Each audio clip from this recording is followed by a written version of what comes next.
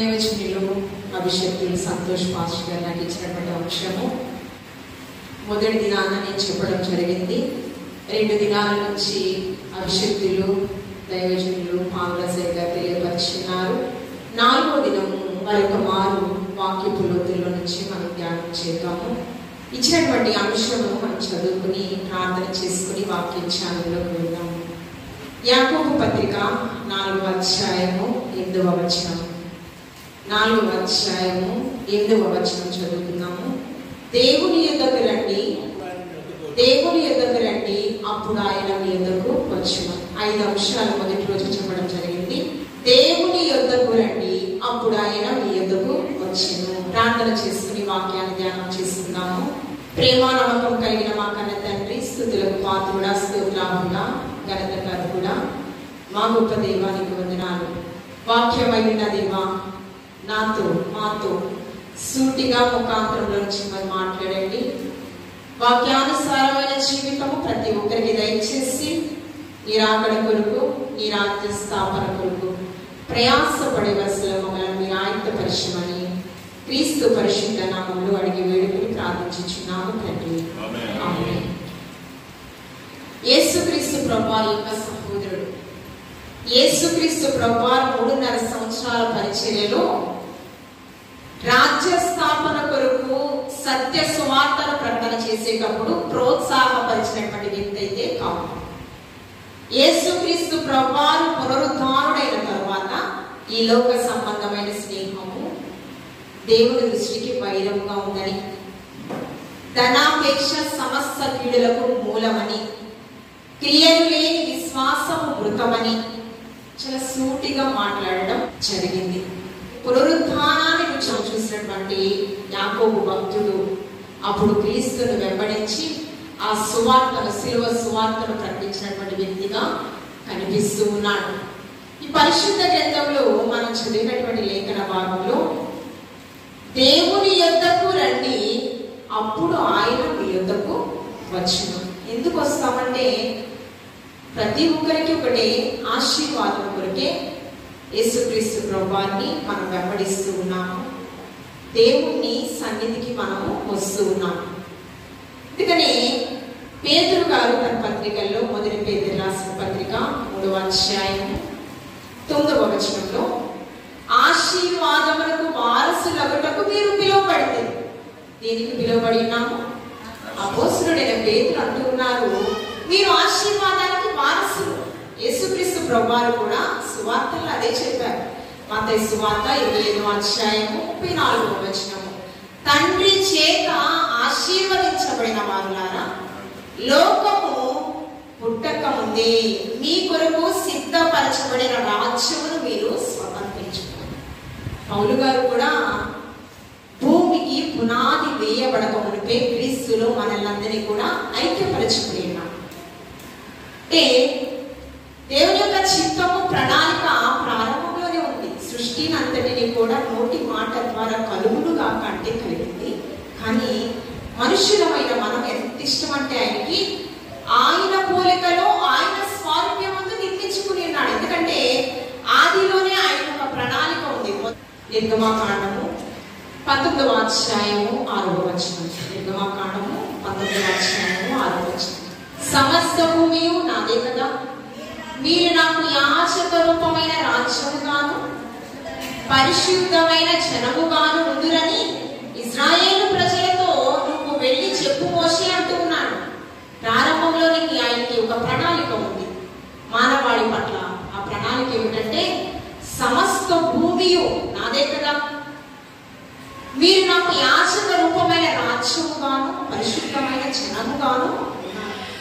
ఇదే పరలోక రాజ్యాన్ని ముందుగా చూసినటువంటి అపోస్తలుడైన యోహాను కూడా ప్రకటన గ్రంథంలో వ్రాయడము జరిగింది. ప్రకటన గ్రంథము 1వ అధ్యాయము 6వ వచనము, ఆయన మనలను ప్రేమించుచు తన రక్తము వలన మన పాపముల నుండి మనలను విడిపించిన పాపానికి మహిమయు ఘనతయు యుగ యుగములు కలుగును గాక. ఆమేన్. తర్వాత ఆయన మనలను తన తండ్రియగు దేవునికి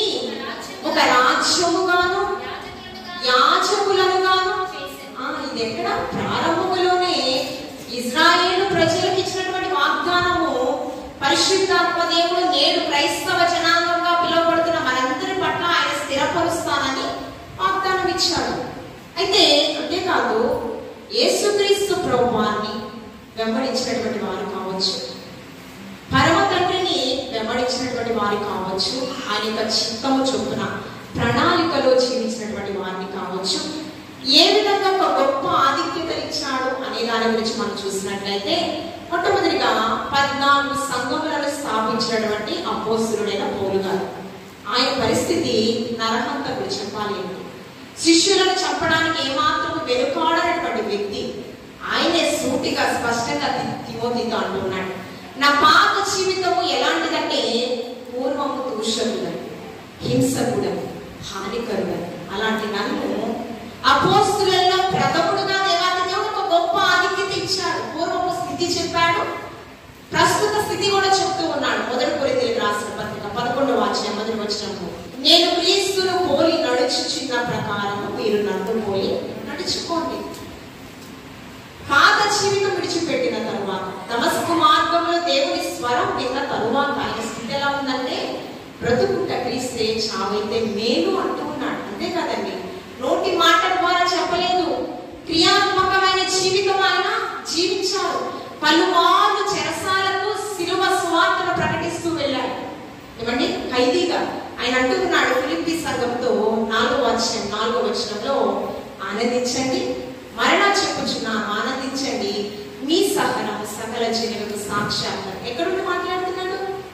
ఏమండి, ఎక్కడుండి మాట్లాడుతున్నాడు? సుఖ సౌఖ్యాలతో వర్ధిల్లుతూ మాట్లాడుతున్నాడా? లేదండి, శ్రమానుభవములో శోధింపబడిన మీదట నీవు సువర్ణముగా మార్చబడతావు. సువర్ణముగా మార్చబడుతున్న అతను మాట్లాడేటటువంటి సజీవమైన వాక్కులు ఏమిటంటే, మీరు ఆనందించండి, మీ ఫలము పరలోకమందు అధికమగు. ఆయన గురించి, అపోస్తలుల గురించి పరిశుద్ధాత్మ దేవుడు అన్యుల ద్వారా ఇస్తున్నటువంటి సాక్ష్యం ఏ రీతిగా ఉందంటే, మనకి ఇస్తున్నటువంటి ఆధిక్యతలు చూడండి. అపోస్తల కార్యములు 17వ అధ్యాయం 6వ వచనం. అపోస్తల కార్యములు 17వ అధ్యాయము 6వ వచనం. 6వ అధ్యాయం చివరి భాగంలో చదవండి. 6వ వచనం, భూలోకమును తల క్రిందులు చేయవారు ఇక్కడికి కూడా వచ్చినారు. ఎలాంటి వారండి? ఎలాంటి వారు? ఆకాశమును సింహాసనముగా, భూమిని పాదపీఠముగా చేసి ఉన్నాడు అని స్టెఫను మాట్లాడుతున్నాడు యూదా ప్రజలకు.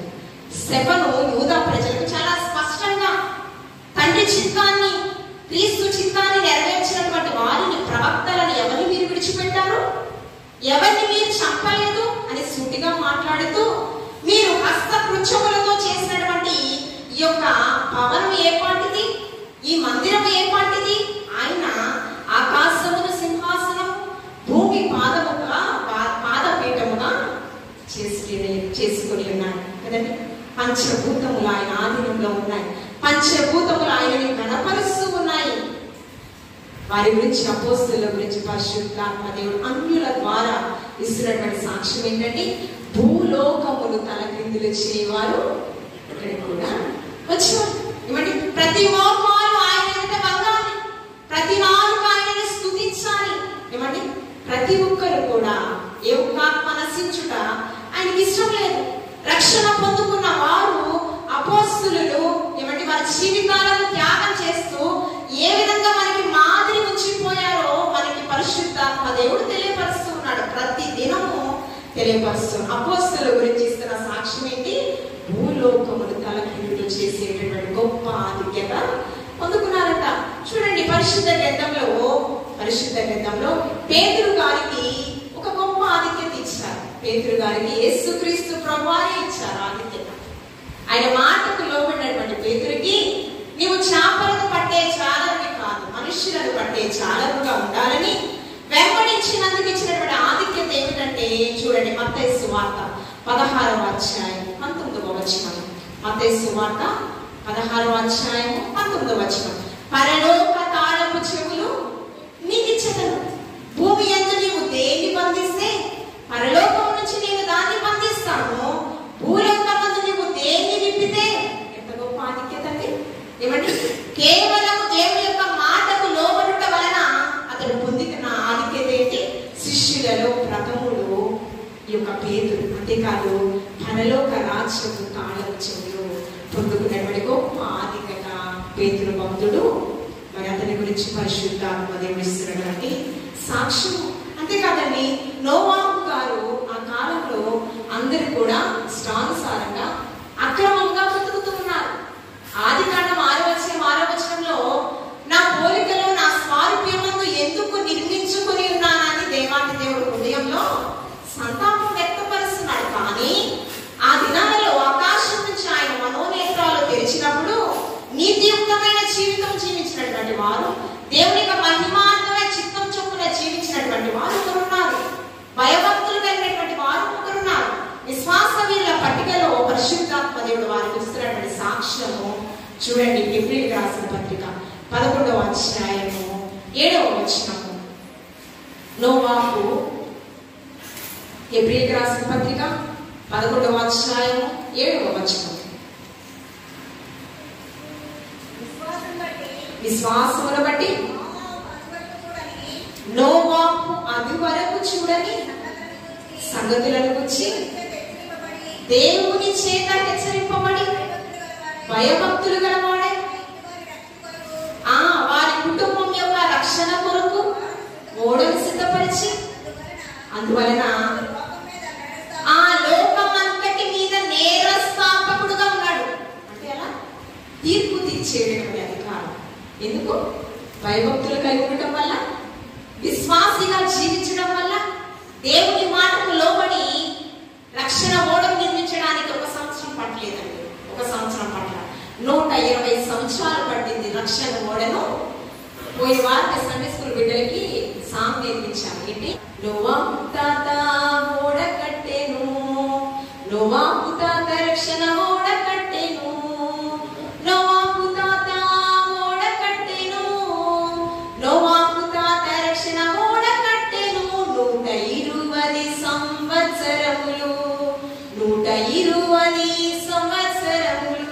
ఎన్ని సంవత్సరాలు అంటే 120 సంవత్సరాలు దేవుని యొక్క మాటకు లోబడి ప్రయాసపడుతూ ఆ మంచి సువార్తను ప్రకటించాడు. తుఫాన్ వస్తుంది, జలప్రలయం వస్తుంది, మీరు రక్షణ ఓడలోకి అందరూ అడుగుతున్నారు. పిచ్చివాడి వలె వృద్ధాప్యంలో ఓడను తయారు చేస్తున్నాం. ఏంటంటే తుఫాన్ వస్తుందంట, జలప్రలయం వస్తుందంట. ఆ ఉగ్రత నుంచి తప్పింపబడటకు నీ కుటుంబం అంతా రక్షణ ఓడలో ఉండమని తండ్రి నాకు చెప్పాడు, స్వయంగా చెప్పాడు. కానీ అందరూ కూడా అతని పిచ్చివాడి వలె చూశారు. ఏమండి? కానీ భయభక్తులు కలిగి దేవుని యొక్క మాటకు లోబడి రక్షణ ఓడను నిర్మించినటువంటి నోవాహుకు ఇచ్చినటువంటి ఆ 8 మంది కుటుంబానికి ఇచ్చిన ఆధిక్యత ఏమిటంటే నేరస్థాపకుడుగా ఉండేటటువంటి గొప్ప భాగ్యము పొందుకున్నాడు. నోవాహు భూమి అందరి మీద నేరస్థాపకుడుగా, తీర్పరిగా ఉన్నాడు. అంతేకాదు 75వ ఏట దేవుని యొక్క పిలుపుకు లోబడిన అబ్రహాము, ఎన్నో ఏట? 75వ ఏట దేవుని యొక్క పిలుపుకు లోబడిన అబ్రహాముకి దేవాది దేవుడు ఇచ్చినటువంటి ఆ వాగ్దానం ఏంటంటే, నీవు ఇసుక రేణువుల వంటి విస్తారంగా నీ యొక్క కుటుంబాన్ని నేను ఆశీర్వదిస్తాను. అంతేకాదండి, భూమి మీద నీవు ఎవరిని ఆశీర్వదిస్తే నేను వారిని ఆశీర్వదిస్తాను. భూమి యొక్క సమస్త శరీరులు నీ మూలముగా ఆశీర్వదించబడతారు. ఆదికాండం 15వ అధ్యాయం 3వ వచనం. భూమి మీద ఎవరు నిన్ను ద్వేషిస్తే వారిని నేను ద్వేషిస్తాను. ఎవరి ద్వారా? నీ సంతానాన్ని ఎలా ఆశీర్వదిస్తానంట? ఆశీర్వాదకర్తలుగా నేను దేవాది దేవుడు ఇచ్చిన వాగ్దానం. ఆకాశము భూమి గతించిన ఆయన మాటలు నిరర్ధకము కానేరవు. అందుకనే ఆ యొక్క క్రీస్తు వంశావళిలో ఆ యొక్క మత్తయి సువార్త 1వ అధ్యాయం 1వ వచనంలో క్రీస్తు వంశావళి పేరులో అబ్రహాము కుమారుడైన, దావీదు కుమారుడైన యేసుక్రీస్తు. ఎందుకు? 75వ ఏట అన్యుడు దేవుని మాటకు లోబడిన అతన్ని విశ్వాసులకు తల్లిదండ్రులుగా దేవాది దేవుడు గొప్ప ఆధిక్యత ఇచ్చాడు, గొప్ప ఆధిక్యత ఇచ్చాడు.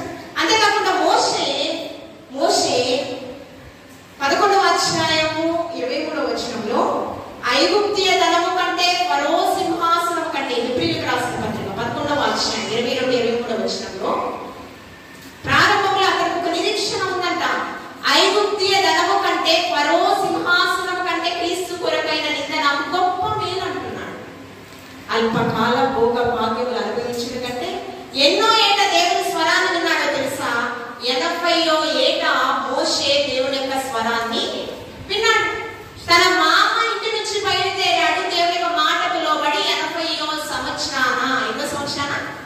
80 సంవత్సరాలకి దేవుని యొక్క మాటకు లోబడిన అతనికి దేవాది దేవుడు ఎంత గొప్ప ఆధిక్యత ఇచ్చాడు తెలుసా? నిర్గమాకాండం 7వ అధ్యాయం 1వ వచనం. యెహోవా మోషేతో ఇట్లా నేను ఇదిగో నిన్ను ఫరోకి దేవుడుగా నియమించుచున్నాను. మోషే ఎంత గొప్ప ఆధిక్యత అండి! ఐగుప్తీయులుగా రాజు. ఏమండి ఆ రాజుకి ఎలా నియమించాడంట? అన్యుడికి దేవుడుగా నియమించాడంట. ఏమండి ఎంత గొప్ప ఆధిక్యత! ఏమండి ప్రారంభం నుంచి కూడా అపవాది మోషేని వెంబడిస్తూనే ఉంది. ఎక్కడి నుంచి వెంబడించింది? మొదటి వారంలో చెప్పారు. మొదటి రోజు తల్లి గర్భములో పిండముగా రూపింపబడక మునిపే నేను నిన్ను ప్రతిష్ఠించుకున్నాను. దేవుడికి కావాలి, అపవాదికి కావాలి మోషే. ఎక్కడి వరకు? కడుపులో పిండముగా పడిన దగ్గర నుంచి కూడా ఫరో ద్వారా మగ శిశువులను చంపమని ఒక ఆజ్ఞ జారీ చేశాడు. అక్కడ నుంచి అతన్ని శతవిధాల అపవాది పోరాడుతూనే ఉంది. ఏమండి దేవుని యొక్క చిత్తం నుంచి తప్పించడానికి. కానీ దేవాది దేవుడు ఆయన చిత్తాన్ని ఎలాగైనా నెరవేర్చుకుంటాడు. ఏమండి తల్లి ఆత్మ సంబంధమైన పాలతో ఆ బిడ్డని, పేతురు భక్తుడు అన్నాడు, ఆత్మ సంబంధమైన పాలతో నీ బిడ్డని పెంచాలి. ఏమండి పరిశుద్ధమైన చేతులతో దేవుని స్తుతించాలి అంటున్నాడు పేతురు భక్తుడు. అలా పెంచింది. అన్నా కూడా అలాగే ఆత్మ సంబంధమైన పాలతో పెంచింది. అందుకని బాలుడైన సమయాలు దేవుని స్వరము విన్నాడు, బలమైన కార్యాలు చేశాడు. మనుషుల దయలో వర్ధిల్లేను, దేవుని దయలో. ఇంకొక వ్యక్తి గురించి చూద్దాం. ఎంత గొప్ప ఆధిక్యత మనకు కూడా ఇస్తానని వాగ్దానం ఇచ్చాడండి. ప్రారంభంలో తండ్రికి రాజ్యము కానీ రాజు, చివరిగా ఒక ఆధిక్యత గురించి మనం చూద్దాం. అన్నల చేత ఏమండి 20 తులాల వెండి నాణ్యాలకు ఐగుప్తునికి అమ్మవేయబడిన యోసేపు ఫలించేడి కొమ్మగా 3 వారిని ఇంకా తన జీవితం ఏమీ మిగలలేదు, ఇంకేమీ లేదు. అలాంటి తనని ఎవరు విడిచినా నేను విడువని ఎడబాయను. ఈ వాగ్దానం యేసేపు జీవితంలో దేవాది దేవుడు స్థిరపరిచి ఏం మాట్లాడుతున్నారు తెలుసా? ఒక దినాన ఇశ్రాయేలు ప్రజలకు కరువు వచ్చింది. అవిధేయతను బట్టి కరువు వస్తే శత్రువుల చేతికి ఎన్నో మార్లు అప్పచెప్పాడు ఇశ్రాయేలు ప్రజలను, యూదా ప్రజలను. దేవాది దేవుడే బుద్ధి చెప్పుటకు శత్రువులకు అప్పచెప్పాడు. అలాగే కరువు వస్తే మీరు ఎక్కడికి వెళ్ళారో తెలుసా? ఐగుప్తు దేశానికి వెళ్ళిపోయారు. అక్కడ ఎవరున్నారు? మేము అమ్మి వేసిన మా సహోదరుడు వారు గుర్తుపడలేదు, తమ్ముడే వారిని గుర్తుపట్టాడు. ఎక్కడ ఈ వాగ్దానము నెరవేర్చడానికి ఒక ప్రారంభము మూలం ఎక్కడ ఉంది? రిబ్కాతో ముందుగానే చెప్పబడింది, ఇస్సాకుతో ముందుగానే చెప్పబడింది. ఏంటి? పెద్దవాడు చిన్నవాడికి దాసుడవుతాడు. దేవుని వాగ్దానం ఎలాగైనా నెరవేరుస్తాడు. ఇక్కడ రిబ్కా స్వార్థపరురాలని మనం అనుకోవచ్చు. దేవుడే ముందు ఒక ప్రవచించాడు. ఏంటి ఆ ప్రవచనము? పెద్దవాడు చిన్నవాడు. ఆ ప్రవచనము నిరర్థకం కానరదు. ఏమంటే జ్యేష్ఠత్వపు హక్కులను అమ్మి వేసుకున్నాడు. ఎర్రని చిక్కుడుగా ఎక్కువ కోసం అనుకుంటాం. కానీ దేవాది దేవుడు ఏం చెప్తే అదే కలుగును గాక అంటే జరుగుతుంది. అమ్మి వేయబడ్డాడు. ఏమంటే ఫరో దగ్గర, మరి పోతీఫర్ దగ్గర నమ్మకత్వాన్ని సంపాదించుకున్నాడు. తన కుటుంబం అంతటి మీద అధికారిగా నియమింపబడ్డాడు. అంతేకాకుండా దర్శనాలు చెప్పేటటువంటి గొప్ప అభిషేకాన్ని దేవాది దేవుడు ఇచ్చాడు. చెరసాలలో ఖైదీగా ఉన్న వ్యక్తులకు కూడా దర్శనాలను చెప్పాడు. అంతేకాదు ఫరోకి కూడా దర్శన కలభావం చెప్పి, అంతేకాకుండా ఫరో అంతటి వాడిగా ఒక ప్రధానమంత్రి గొప్ప ఆధిక్యత యేసేపు బట్టి పరిశుద్ధాత్మ దేవుడు. ఆదికాండము 45వ అధ్యాయం 8-9 వచనాలు చూడండి. ఆదికాండము 45వ అధ్యాయము 8-9 వచనాలు. కాబట్టి దేవుడే కానీ ఎక్కడికి పంపలేదు, నన్ను ఐగుప్తీయులకు మీరమ్మలేదు. దేవుడు ఇక్కడికి నన్ను పంపించడానికి ఒక పాత్రలుగా మిమ్మల్ని వాడుకున్నారు. కలెత్తి తమ్ముడిని చూడలేకపోతున్నారు, కన్నీరు ఏమంటే రోధిస్తూ ఉన్నారు. మీరు కన్నీరు కాచొద్దు. వారికి ఏం చెప్తున్నాడు? మీరు నన్ను ఇక్కడికి పంపలేదు, దేవుడే నన్ను ఇక్కడికి పంపిన తర్వాత ఫరోకి తండ్రిగాను అతని ఇంటి వారందరికీ ప్రభువుగాను ఐగుప్తు దేశానికి ప్రభువుగా దేవాది దేవుడు గొప్ప ఆధిక్యత ఎవరికి ఇచ్చాడు? ఏమంటే ఎవరు విడిచినా, ఏమంటే తృణీకరింపబడుతున్నావా? విసర్జించబడుతున్నావా? ఏమండి, నువ్వెంత కష్టపడుతున్నా నిరాశ నిస్పృహల మధ్య బ్రతుకుతున్నావా? దేవాది దేవుడు నీ పట్ల ఇచ్చినటువంటి వాగ్దానం ఎన్నటికి నిరర్థకము కానీ ఎలాగా? ఫరోకి తండ్రిగాను ఐగుప్తీయులకు ప్రభువుగాను దేవాది దేవుడు గొప్ప ఇన్ని ఆధిక్యతలు దేవాది దేవుడు మనకిస్తానని వాగ్దానం ఇచ్చాడు. ఎప్పుడంటే ఆయన యందు ఏమండి నిజమైన పైకి భక్తి పరుల వలె ఉంటూ కాదండి, ఏమండి పైకి భక్తి పరుల ఉంటూ క్రీస్తు యొక్క శక్తిని ఆశ్రయించలేని పరిస్థితిలో మీరు బ్రతుకుతూ ఉన్నారంటూ ఉన్నారు. అలా ఉండకూడదు. మన భక్తి ఎవరు చూడాలి? నిజముగా మొరపెట్టుట ఎవరు చూడాలి? ఆకాశం నుంచి ఆయన మనోనేత్రాలను తెరిచి ఆయన ఎవరు ఏమండి నిజమైన భయభక్తులతో పెదవులు స్తుతిస్తున్నారా లేదా హృదయపూర్వకంగా నన్ను ఆరాధన చేస్తున్నారని ఆయన చూస్తున్నారు. ఆయన హృదయాన్ని గెలుచుకుంటే చాలు, మనకి ఇహమందు పరమందు ధన్యులుగా అవుతాం. ఇంత ఆధిక్యతలు మనము పొందుకున్న మనము ఏమండి ఆశీర్వాదానికి వారసులుగానే మీరు పిలువబడి ఉన్నారు. మరి దేని కొరకు పిలువబడలేదు? మరి ఎందుకు పరిశుద్ధాత్మ దేవుడు మీరు దేవుని యొక్క రండి అని హెచ్చరిస్తూ ఉన్నాడు? రావడం లేదు కనుక ఆ కింద వచనాలు ముందు వచనాలలో ఇహలోక సంబంధమైన స్నేహము దేవుని దృష్టికి వైరమమ్మ. ఆ ముందు 2వ వచనంలో 2వ అధ్యాయంలో క్రియలు లేని విశ్వాసము మృతమమ్మ అని ఆ ప్రజలకు హెచ్చరిస్తూ ఉన్నాడు. నేడు కడవరి దినాలలో క్రైస్తవ ప్రపంచమైన మనందరికీ కూడా మనందరికీ కూడా హెచ్చరిస్తూ ఉన్నాడు. ఏమిటంటే దేవుని యొద్దకు మనం వెళ్ళాలి. ఎందుకు వెళ్ళట్లేదండి? ఏమండి అందుకని 53వ రక్షింపనేరమైనటువంటి ఎక్కువ హస్తము విననేరమైన చెవులు మందం కాలేదు. నీకును నాకుల మధ్య దోషాలు అపరాధములు అడ్డుగా ఉన్నాయి. అవే దేవాది దేవుని దగ్గరికి వెళ్ళకుండా మనల్ని ఆపుతూ ఉన్నాయండి. చూడండి, ఈ పరిశుద్ధ గ్రంథంలో మనం చూసినట్లయితే యేసుక్రీస్తు ప్రభువారు పరలోక రాజ్యపు ఉపమానము చాలా చక్కగా వివరించారు మన కొరకు.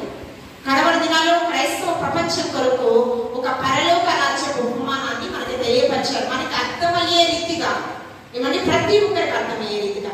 మత్తయి సువార్త చూడండి 22వ అధ్యాయం. పరలోక రాజ్యము తన కుమారుని పెండ్లి విందు చేసిన ఒక రాజును పోలి ఉందంట. 2వ వచనం. మత్తయి సువార్త తీసారా? మత్తయి సువార్త 22వ అధ్యాయం 2వ వచనం. అదేనమ్మా, పరలోక రాజ్యము తన కుమారునికి పెండ్లు విందు చేసిన ఒక రాజుని పోలి ఉన్నది. పెండ్లి కుమారుడు రారాజు యూదా స్తుతి గోత్రపు సింహమైన ఆయన పెండ్లి విందుకు తన ప్రజలను, తన బిడ్డలను, తన శరీరంలో పాలిభాగస్తులుగా చేసుకున్న కుమార్తెను పెండ్లి విందుకు ఎవరితో పిలిపిస్తున్నాడంట? రాజు దాసులను పంపించి ఆ పెండ్లి విందుకు రమ్మని వారికి ఆహ్వానము తెలపడము జరిగింది. 3వ వచనం అదేనా? పెండ్లి విందుకు రప్పించుటకు తన దాసులను పంపినప్పుడు వారు రానల్లక ఎక్కడికి? పెండ్లి విందుకు ఎవరు రాలేకపోయారంట? తన దాసులను పంపించినప్పుడు. ఏమండి ఆయన పోలికలో ఆయన స్వారూప్యమందు ఉన్న తన బిడ్డలు, తన ప్రజలు పెండ్లి విందుకు రావడానికి రానల్లకపోయి తర్వాత మరలా క్రొవ్విన దూడలను వధించి శ్రేష్టమైన ఆహారాన్ని సిద్ధపరిచి ఈ దాసుని పంపారు. ఏమండి మరొక దాసుని పంపాడంట. మరొక దాసుని పంపినప్పుడు ఏమైంది? వారు లక్ష్యం అంటే నిర్లక్ష్య వైఖరితో లక్ష్యము చేయక ఒకరు తన పొలమునకును మరి ఒకరు తన వర్తకమునకును వెళ్ళి తగ్గిన వారు అతని ఎవరైతే 2వ మారు వెళ్ళిన దాసులు ఉన్నారో వారిని పట్టుకుని కొట్టి అవమానపరిచి చంపడానికి కూడా ఏమాత్రము ఇచ్చేసారు. 2వసారి వచ్చారని వర్తకములు, వ్యాపారాలు, వ్యవసాయం చేసుకోవడానికి వెళ్ళాము, మా పని పాడు చేస్తున్నామేటయ్యా బాబు అని ఏం చేశారు? కోపంతో వారి యొక్క కోపము విచక్షణ జ్ఞానం మరిచిపోయి చంపడానికి, నరహత్య చేయడానికి కూడా ఏమాత్రము వెనుకాడలేదు. మరలా ఆ కింద వచ్చి చెప్పండి. కాబట్టి రాజు కోపపడి తన దండలను పంపించి ఆ నరహంతకులను సంహరించి వారి పట్టణము తగలబెట్టించెను. అప్పుడు అతడు పెండ్లి విందు సిద్ధముగా ఉన్నది గాని పిలువబడిన వారు పాత్రులు ఏముంది? పెళ్లి విందు సిద్ధంగానే ఉంది. వచ్చేటటువంటి వారు ఏమంటే మరలా వెళ్ళకపోతే బాగోదేమో అని వెళ్ళేటటువంటి వారు, వెళ్ళకపోతే మరలా దాసులు పంపుతారేమో అనుకున్నటువంటి తత్వంలో వచ్చినటువంటి వారు ఆ వారికంట పెళ్లి విందుకు రావడానికి అర్హతే లేనటువంటి వారు. అయినా కూడా మరలా దాసులను పంపించారు. అర్హత లేదని చెప్పి ఆగిపోవచ్చు కదా. దేవాది దేవుడు మనకి బుద్ధి చెప్పి ఏమంటే మనకి ఏం చేస్తాడు? బుద్ధి చెప్పి మనకి ఖండించి ఆయన వైపు ఎలాగైనా ఆకర్షించుకుంటాడు. ఏమంటే ఆయన వైపు వాక్యంతో మన దినదినము మనల్ని హెచ్చరిస్తూ ఆయన వైపు ఎలాగైనా ఆకర్షించుకుంటాడు. ఆ కింద వచనాలను చూడండి. రాజమార్గంలోనికి పోయి చెడ్డవారిని మంచివారిని తమకు కనబడిన అందరినీ కూడా పోగు చేసి ఆ విందుశాల అంతా కూడా నిండిపోయిందంట. బలవంతంగానో ఏదో ఒక రకంగానో ఏమండి చెడ్డవారిని మంచివారిని అర్హత లేని వారిని అందరినీ పిలిచారంట. పిలిచినప్పుడు విందుశాల అంతా కూడా నిండిపోయిందంట. అప్పుడు వారిని చూసి ఈ రారాజు అడుగుతున్నాడు, శుభ్రమైన వస్త్రములు లేకుండా ఎలా వచ్చేసారు మీరు పెళ్లికి? పెళ్లికి ఎలా అలంకరింపబడతామండి? ఏమండి కొంతమంది దగ్గర ఏమి ఆభరణాలు లేకపోతే అరువు కూడా తెచ్చుకుంటారు. కొంతమంది దగ్గర మంచి చీరలు లేకపోతే అప్పు చేసైనా కొనుక్కోవడానికి ఇష్టపడతారు. అందుకని పెళ్లి చేసి చూడు, ఇల్లు కట్టి చూడు అంటే అవి ఎలాగైనా అప్పు సొప్పు చేసి చాలా ఘనంగా ఆర్భాటంగా జరుపుకోవాలని శతవిధాల ప్రయత్నిస్తారు. మరి వచ్చినప్పుడు వాడిని చూసి వారి యొక్క వస్త్రధారణ అంతా చూసి శుభ్రమైన వస్త్రములు లేకుండా ఎలా వచ్చారంటే వారు అంటున్నారు, వచ్చినటువంటి వారు మౌనంగా తలను దించుకుని ఉన్నారన్న. ఏమంటే మౌనంగా తలను దించుకుని ఉన్న తర్వాత అప్పుడు ఏం చేశాడు? అంతటి రారాజు ఏ విధంగా శిక్షిస్తున్నాడో ఆ శిక్షించడానికి మీరు అజ్ఞానులుగా ఏమంటే దేవుని యొక్క మాటకు విననొల్లని ప్రజలుగా ఉంటే దేవాది దేవుడు ఎలా బుద్ధి చెబుతాడో ఆ తరపు వారికి అనేది చాలా స్పష్టంగా తెలియపరిచాడు. వారి కాళ్ళను కట్టి వేలు పట్టి చీకటి గదిలో అక్కడ ఏడ్పును పండ్లు కొరుకుటయు పరిచారకులతో చెప్పాను. ఆ కింద వచనాలను పిలువబడిన వారు అనేకులు, ఏర్పాటు చేయబడినటువంటి వారు కొందరే అని చెప్పాను. అంటే దేవుని మాటకే లోబడటం లేదు, మానవుని యొక్క మాటకి ఎలా లోపడతారంటే పిలాతంట ప్రకటిస్తున్నాడంట. ఆ దినాలలో అపోస్తలులు ప్రకటిస్తూ ఉంటే పిలాతు కూడా ప్రకటిస్తున్నాడంట చాలా కోపంగా. ఆ స్వరము విని అక్కడున్న ప్రజలందరూ అంటారట, ఇది దేవుని స్వరమే కానీ మానవ స్వరం కాదని ప్రేరేపితమైపోయారంట. ఇలాగా అపోస్తలులు ప్రకటిస్తేనేమో మారలేదు. ఎవరండి? పిలాతు కోపంగా అపోస్తలులకు అనేక మార్లు ఆటంకం కలుగ చేశారని ట్రై చేసినా ఒక మారు 2000 మంది రక్షణలోకి వచ్చారు. ఒక మారు 3000 మందిని క్రీస్తుని సొంత రక్షకులుగా అంగీకరించారు. దీనికి ఏమవుతుంది? యూదా మత పెద్దలకు, శాస్త్రులకు, పరిసయ్యులకు, సద్దూకయ్యులకు ఏమంటే పిలాతుకు కోపం వస్తుంది. ఆయన ఏం చేశాడంట? ప్రకటిస్తున్నాడంట. ఏమంటే తప్పుడు బోధన ప్రకటిస్తూ ఉన్నాడంట. ఆ ప్రజలందరూ అంటున్నారంట, దేవుని బిడ్డలు అంటున్నారంట, ఇది మానవుని స్వరం కాదు దేవుని స్వరం అన్నాడంట. అంటే మనుషులను ఏమంటే తప్పుడు త్రోవలో ప్రేరేపితం చేసినటువంటి పిలాతుకు వచ్చిన శిక్ష ఏంటంటే పురుగులు కప్పుకుని చచ్చిపోయాడు.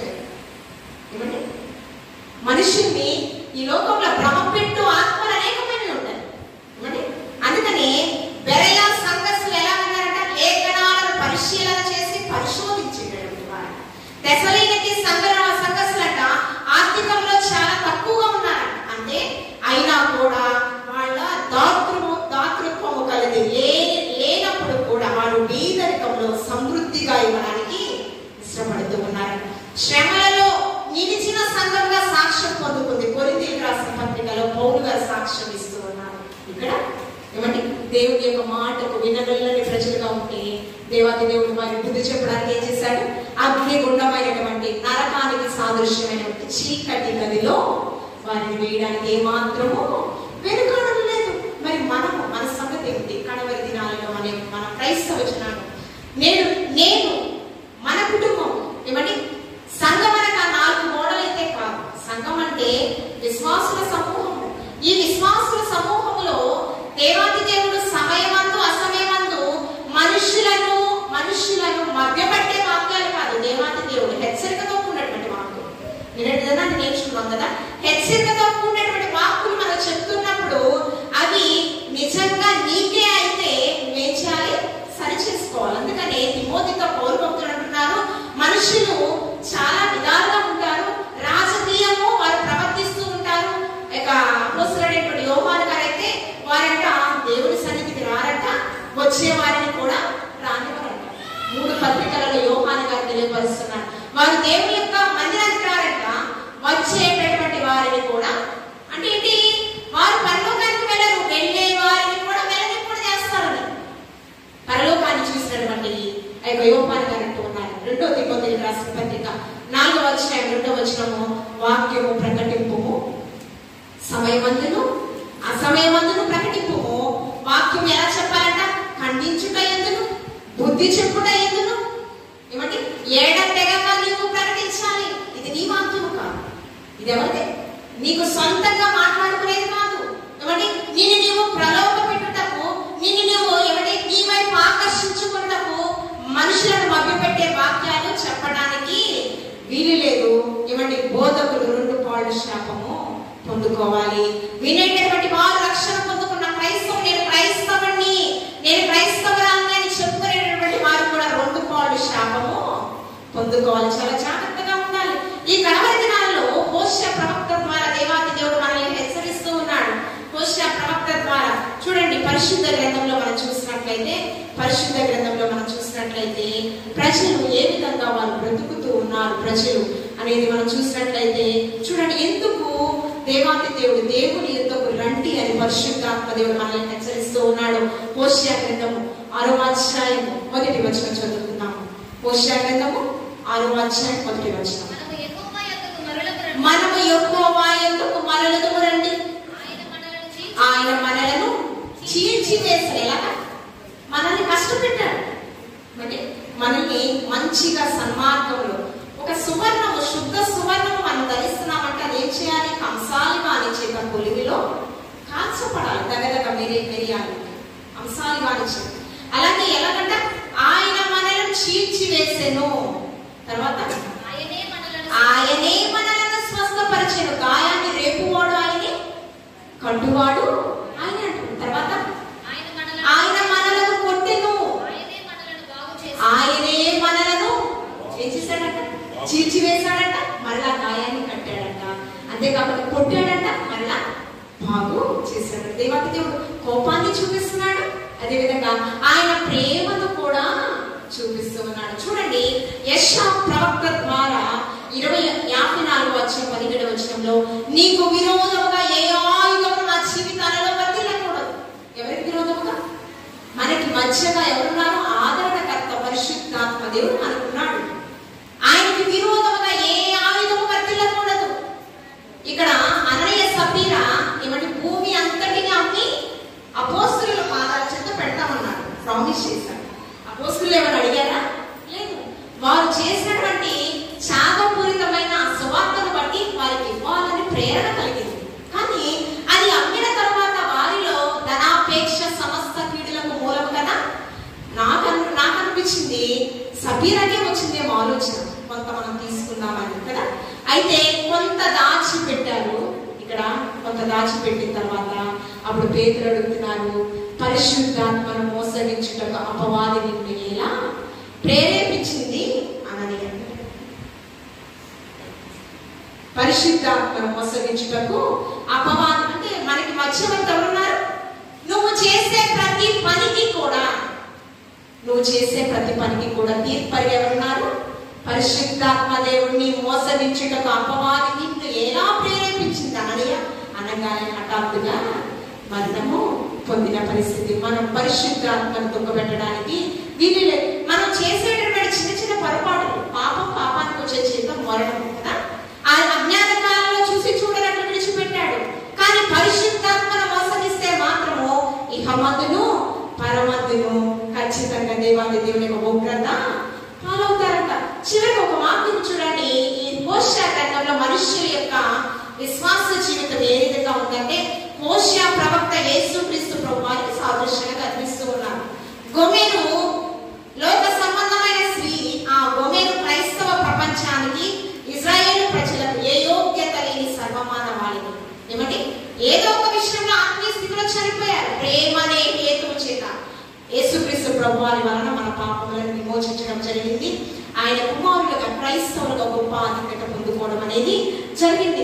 మన యొక్క విశ్వాస జీవితము యాకోబు గారు ఆ యొక్క అధ్యాయంలో అంతా కూడా 4వ అధ్యాయంలో రేపటి దినము మనది కాదు, ఆవిరి వంటిది మన జీవితం. ఆ 4వ అధ్యాయం చివరి వచనాలలో ఆవిరి వంటిది మన జీవితం. రెప్పపాటున ఏం జరుగుతుందో తెలియదు కాబట్టి మీ సమయం సద్వినియోగపరచుకోండి.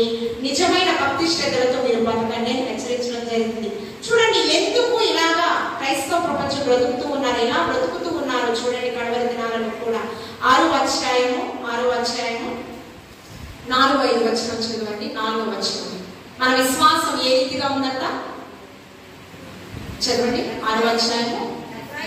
ఎఫ్రాయిము, నిన్ను నేనేమి చేతును. ఈ ఎఫ్రాయిము ఎవరి కుమారుడు? యేసేపు యొక్క కుమారుడు ఎఫ్రాయిము కదా. ఎఫ్రాయిము, నిన్ను నేనేమి చేతును. యూదా, నిన్ను నేనేమి చేతును. తెల్లవారుదని కనబడు మేఘము వలె ఎగిరిపోనట్లును, ప్రాతకాలము పడు మంచు ఆరిపోనట్లు మీ భక్తి ఎలా ఉందంట. తెల్లవారుజామున పడే మంచు వలె ఉందంట. ఏమండి అది కాకుండా మేఘము వలె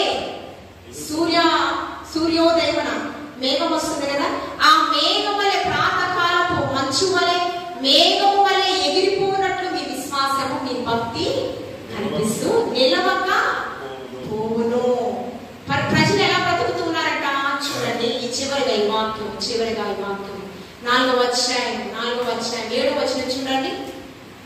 4వ వచనం 7వ వచనం. నా జనులు పాపములను ఆహారముగా చేసుకుందురు కనుక ఆ జనులు మరీ అధికముగా పాపము చేయవలని వారు ఏంటంటే పాపాన్ని. అది లేకపోతే మనిషి బ్రతకడం కష్టం. ఏమంటే ధనదాహం కావచ్చు, అధికార దాహం కావచ్చు, వారి ఉనికిని వారి కాపాడుకోవడానికి విచక్షణ జ్ఞానం మర్చిపోయి ఎవరినైనా మోసం చేయొచ్చు. ఏమి మార్చలేదు, వారి పరిస్థితులు ఏమి కూడా మార్చలేదు. ఎలాంటి జీవితం ఉందండి. ఎవరి పాపములు ఆహారంగా చేసుకుని మరి కాస్త పాపం చేయాలని వారు ఆలోచిస్తూ ఉన్నారంట. అలాంటి మనల్ని చివరిగా ఒక వాక్యము, దేవాది దేవుడు ఎలా మనల్ని వాక్యముతో బలపరుస్తూ ఉన్నాడు. నా మాట అగ్ని వంటిది కాదా, నా మాట 2 అంచుల ఖడ్గం వంటిది కాదా. అగ్ని వంటిది దహించేస్తుంది. లోకాసు వార్తలో నేను భూమి మీద అగ్ని వేయవచ్చింది. నిజంగా వాక్యానుసారమైన జీవితం జీవించినటువంటి వారికి అందరూ శత్రువులుగానే ఉంటారు. ఖచ్చితంగా శత్రువులు ఎక్కువగా ఉంటారు. దేవాది దేవుడి తలాంతులు ఎన్ని ఎక్కువగా ఉంటాయో అంతమంది శత్రువులు ఎక్కువగా ఉంటారు. చూడండి వాక్యం మనం చూద్దాము. పరిశుద్ధాత్మ దేవుడు హోషేయ ప్రవక్త ద్వారా మనల్ని ఏ విధంగా ప్రేమిస్తూ ఉన్నాడు చూడండి. 2వ అధ్యాయం 19వ వచనం. 2వ అధ్యాయం 19వ వచనం. హోషేయ గ్రంథము 2వ అధ్యాయం 19వ వచనం. నీవు నిత్యము నాకు ఉన్నట్లుగా నేను నీతిని బట్టి తీర్పు తీర్చుటను దయాదాక్షిణ్యములు చూపటవలెను. అదేంటంటే నీతిని బట్టి తీర్పు తీరుస్తున్నాను, దయాదాక్షిణ్యం బట్టి నేను ప్రదానము చేసుకుందును. ఈ 12వ అధ్యాయం 11 స్నేహభావముతో నిన్ను ఆకర్షించి అంటూ ఉన్నాడు. అడవిలోకి ఏకాంతంగా మనల్ని తీసుకుని పోతూ ఉన్నాడంట, ఆకర్షిస్తూ ఉన్నాడు. శిష్యులు ఏమంటున్నాడు, మెలుగుగా ఉండి ప్రార్థన చేయండి. ఆయన నిద్రపోతూ ప్రార్థన చేస్తున్నారా? నిద్రపోతూ ప్రార్థన చేయగలరా? అంటే వారు పేరుకి దేవుని యొక్క మాటకు ఏమండి మొహమాటము కొద్ది అర్ధరాత్రి వేళ ప్రార్థన చేస్తా ఉంది. నిద్రపోయే సమయంలో దేవుడు ఏంటి ప్రార్థన చేయమన్నాడు. విసుగుతో వారు ప్రాణాత్మ దేహములు దేవుని యొక్క ఆధీనంలో లేవు. దేహం మాత్రమే ఉంది, ప్రాణము ఆత్మ దేవుని ఆధీనంలో లేవు. అందుకని మెలుగుగా ఉంది ప్రార్థన. స్నేహ బంధముతో దేవాది దేవుడు మనల్ని ఆకర్షించుకున్నాడండి. పరిశుద్ధ రక్తాన్ని, పెద్దగా 10,000లో సుందరుడైన యేసుక్రీస్తు ప్రభువు ఆయన రక్తాన్ని మన కొరకు దారిపోసాడు. విలువలేని మన జీవితాలను దేవాది దేవుడు జ్యోతిల వలె ప్రకాశింపజేశాడు. ఈ లోకంలో ఎవ్వరూ చూపించినటువంటి ప్రేమను, త్యాగపూరితమని కన్న తల్లి కావచ్చు, బిడ్డలుగా కట్టుకున్న భర్త ఎవ్వరు చూపించినటువంటి ప్రేమ దేవాది దేవుడు ఆయన మన పట్ల చూపించాడు. కడవరి దినాలలో క్రైస్తవులుగా పిలువబడుతున్న మనము ఖచ్చితంగా దేవునికి నీవు ఎలా ఉండాలి, రాజ్యముగా జీవ కిరీటము, నేను మంచి పోరాటం పోరాడాను, నా పరువు నేను కడముట్టించాను, నేను విశ్వాసమును కాపాడుకున్నాను, నా కొరకు నీతి కిరీటము అది పొందుకునే స్థితిలో. ఏమండి, మనము లోకస్తులతో స్నేహం చేయొద్దు, దేవునితో స్నేహం చేస్తే ఈ ఒక 6 దినాలు ప్రతిష్ఠిత ఉపవాస ప్రార్థనలు దేవుని మభ్యపెట్టడానికి, ఆయన మభ్యపెట్టే వాళ్ళు మన తరం కావాలి. మనము దేవుని నిజముగా ఆత్మతో సత్యముతో, యోనా కాలంలో వారు చెడు నడతను మానుకొనగా దేవాది దేవుడు చెయ్యాలనుకున్న ఉగ్రత చేయకుండా వెడలిపోయినంట. దేనికి? వారు కోరి పట్ట కట్టుకోవడం వల్ల కాదు, ఇప్పుడు మంచి వస్త్రాలు తీసివేయడం వల్ల కాదు, అన్నపానాలు పుచ్చుకొనకుండా ఉండడం వల్ల కాదు. దేని వల్ల? చెడు నడకలను మానుకొనగా మన నోటి ద్వారా, చూపు ద్వారా, మాట ద్వారా, తలంపు ద్వారా ఎటువంటి పాపంలో లేకుండా దేవుని ఎదుట మనం తీర్పు పొందే వారిగా కాకుండా ఆ జీవ పునరుద్ధానంలో మన పేర్లు ఉండేలా మన జీవితాన్ని సార్థకము చేసుకుందాం. అటువంటి స్థితిలో మనమందరూ ఉండాలని దేవుని యొద్దకు మీరు సమర్పణతో వెళ్ళండి. దేవుని యొద్దకు నేను సమర్పణగా వెళతాను. అప్పుడు దేవాది దేవుడు నా దగ్గరకు వచ్చి ఖచ్చితంగా బల నమ్మకమైన మంచి కుమార్తె, మంచి కుమారుడని సాక్ష్యం చెప్పి ఆ జీవ కిరీటాన్ని, పరిశుద్ధ వస్త్రం, సంతోష వస్త్రం నాకు ధరింపచేసి ఆ జీవ గ్రంథంలో నా పేరు ఉండేలా గొప్ప ధన్యతను మనం సంపాదించుకున్నాం. అటువంటి స్థితిలో మనమందరం కూడా ముందుగాక ఆమె చెప్పండి. పరిశుద్ధుడా, ప్రేమమయుడని బంగారు పాదములకు వేలాది వందనాలు ప్రభువా. నీవు ఇచ్చినటువంటి ఆశీర్వాదం నిరంతకం చేసుకోకుండా నేను, నా భర్త, నా బిడ్డలు వ్యక్తిగతంగా ప్రతి ఒక్కరు కూడా ఆత్మీయ స్థితిలో ఫలాభివృద్ధి పొంది మీరు ప్రభువా ఆత్మీయ స్థితిలో ఫలిస్తే నా తండ్రిని మీరు మహిమపరిచినట్లని యోహాను గారి సువార్తలో తెలియపరుస్తున్నావు ప్రభువా. నేను సర్వసత్యంలోనికి మార్చబడుతూ, అతి పరిశుద్ధతలోనికి మార్చబడుతూ, నీలో అంటు కట్టబడిన స్థితిని మేము కలిగి ఉంటూ ప్రభువా నీకు స్తుతులు.